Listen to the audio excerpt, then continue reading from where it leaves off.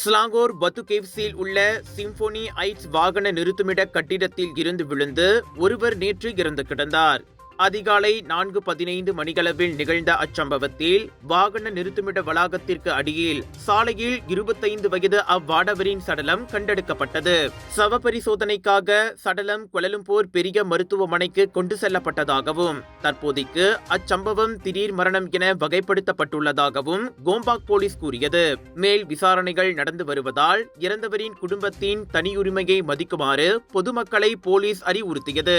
நேற்று மட்டும் மாடியில் இருந்து விழுந்து இறந்ததாக பதிவான இரண்டாவது சம்பவம் இதுவாகும். முன்னதாக மலாயா பல்கலைக்கழக மாணவர் குடியிருப்பு கட்டிடத்தில் இருந்து விழுந்து மாணவர் ஒருவர் உயிரிழந்தார்.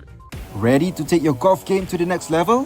Join the Bridgestone ASEAN Amateur Open 2025 and stand a chance to win 5 amazing hole-in-one prizes, including a brand new Mazda CX-30.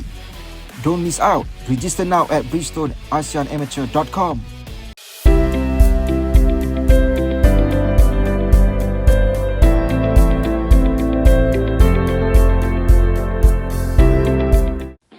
மலிவு, செலவோ குறைவு, தரமோ உயர்வு, மனமோ நிறைவு. மக்களின் தேர்வு என்ரிகோஸ் முழு ஆடை சத்துள்ள பால்மாவு.